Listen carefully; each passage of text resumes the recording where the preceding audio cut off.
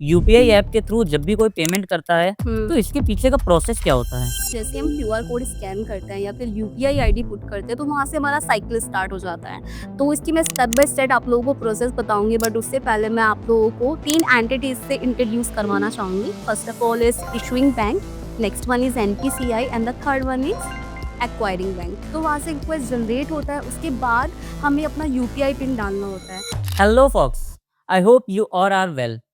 आप सभी लोगों ने कई ऑनलाइन पेमेंट्स किए होंगे और पेमेंट सक्सेसफुल देखते ही आप निश्चिंत हो जाते होंगे कि पेमेंट हो गया। बट पेमेंट सक्सेसफुल के पीछे की असली कहानी जानना चाहते हो? तो उसी कहानी को आज बताने के लिए हमारे साथ जुड़ी हुई हैं मिस योगिता जी, जो कि हैं एक HR consultant and also a fintech expert. So welcome Yogita ji in our podcast. Thanks for having me mister Gopal. So जैसा कि आज इस पॉडकास्ट में हम बात करने वाले हैं पेमेंट प्रोसेसिंग, जो कि बहुत ज़्यादा मोस्ट इम्पोर्टेंट टॉपिक है। और जैसा लोग किसी सिस्टम को समझते हैं जस्ट लाइक कि पेमेंट प्रोसेसिंग, तो उनका कॉन्फिडेंस ऑटोमेटिकली डेवलप होता है। बिल्कुल। तो that's a very important thing to understand. हाँ जी, बिल्कुल मैम। तो सीधा हम चलते हैं यूपीआई पेमेंट्स की तरफ। तो मैम आजकल देखा जाए कि यूपीआई पेमेंट्स बहुत कॉमन हो गए हैं। फिर चाहे वो एक रोड साइड सब्जी वाला हो या फिर एक कॉर्पोरेट एम्प्लॉयी हो। यूपीआई ऐप के थ्रू जब भी कोई पेमेंट करता है, वो सेकंड पार्टी को पेमेंट चला जाता है। तो इसके पीछे का प्रोसेस क्या होता है? Great question mister Gopal. So जैसा कि हम हमारे व्यूअर्स को भी बताना चाहूँगी और आपको भी बताना चाहूँगी कि जैसे हम क्यूआर कोड स्कैन करते हैं या फिर यूपीआई आईडी पुट करते हैं, तो वहाँ से हमारा साइकिल स्टार्ट हो जाता है।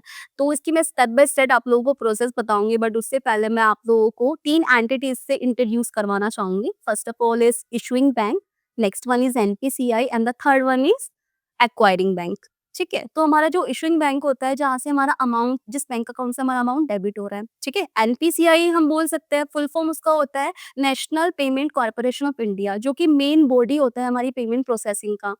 एनपीसीआई बहुत मेजर रोल प्ले करता है हमारे यूपीआई पेमेंट्स में, बहुत ज़्यादा मेजर रोल है, क्योंकि उधर से वेरीफाई होने के बाद ही हमारी पेमेंट क्रेडिट होती है हमारे मर्चेंट अकाउंट, जिसे हम एक्वायरिंग बैंक अकाउंट भी बोलते हैं। Just like for a real world example, me and mister Gopal, मैं आपको 2000 रुपीज़ शेयर करना चाहती हूँ, सेंड करना चाहती हूँ by using any UPI app. तो मैं अगर गूगल पे, फ़ोन पे या पेटीएम भी यूज़ करती हूँ, राइट?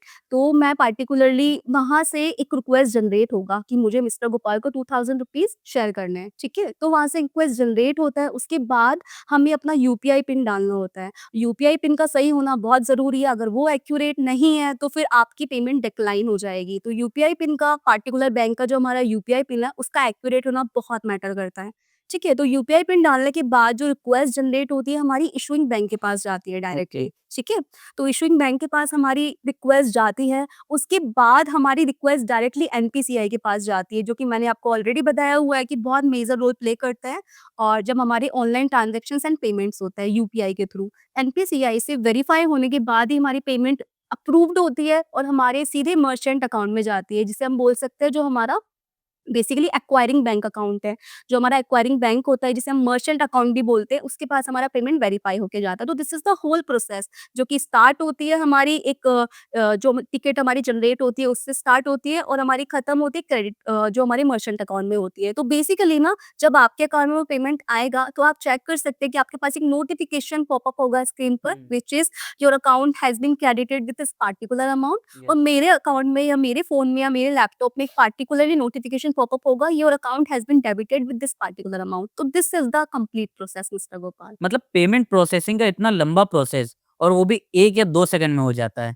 यस मिस्टर गोपाल, ये कंप्लीटली ऑटोमेटेड होता है, वो भी फ्रॉड डिटेक्शन के साथ। जस्ट लाइक व्हाट्सएप पे हम एक फीचर देख सकते हैं, एंड टू एंड एन्क्रिप्शन। तो जस्ट लाइक कि व्हाट्सएप पे हमारी चैट सिक्योर होती है, थर्ड पर्सन या थर्ड पार्टी उसे कभी भी एक्सेस नहीं कर सकती, कंप्लीटली सिक्योर होता है। जस्ट लाइक हमारे पेमेंट्स भी कंप्लीटली सिक्योर होते हैं एंड ऑटोमेटेड होते हैं। तो मैम अब जैसे कि हम बात करें कार्ड पेमेंट्स की, हुँ, हुँ। जिनको हम टैप करते हैं या फिर ऑनलाइन डिटेल डालते हैं, हुँ। तो उसका प्रोसेस क्या होता है? सो ये प्रोसेस बहुत डिफरेंट है मिस्टर गोपाल। जस्ट लाइक हम पीओएस मशीन का यूज़ करके हम कार्ड स्वाइप करते हैं या किसी भी पेमेंट गेटवे के पेज पर जाकर हम अपने कार्ड डिटेल्स पुट करते हैं। तो वो जो डेटा है, जो पार्टिकुलर हम गेटवे यूज़ कर रहे हैं, वो गेटवे जो आपका डेटा है वो कार्ड नेटवर्क को भेजता है, जो भी कार्ड नेटवर्क आप यूज़ कर रहे हैं। It could be Visa, Mastercard, any other card.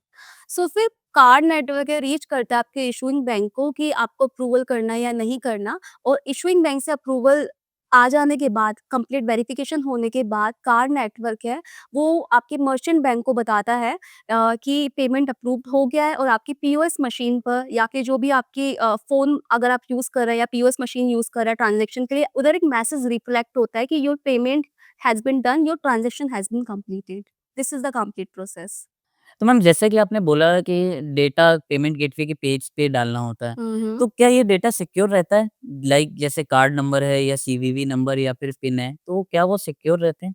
जैसा कि मिस्टर गोपाल मैंने आपको पहले भी एक्सप्लेन किया और हमारे व्यूअर्स को भी पहले एक्सप्लेन किया है कि सब कुछ हमारा एन्क्रिप्टेड होता है, एंड टू एंड एन्क्रिप्टेड। तो जो भी कार्ड डिटेल्स होती है हमारी, चाहे वो हमारा सीवीवी हुआ, अकाउंट्स होल्डर नेम हुआ, अकाउंट्स नंबर हुआ, एवरीथिंग इज़ कंप्लीटली सिक्योर।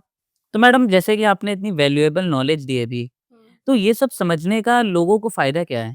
आपका सबसे मेजर पार्ट जो रोल प्ले करता है, व्हिच इज़ ट्रस्ट। जब आपका ट्रस्ट इतना बिल्डअप हो चुका है और आपको पता है कि आपका जो पेमेंट है, जो आपके ट्रांज़ैक्शन है, वो एक सिक्योर नेटवर्क से जा रहा है, तो वो आपको कॉन्फिडेंस देता है, एंड दैट्स रियली इम्पोर्टेंट। वो बहुत ज़्यादा मैटर करता है।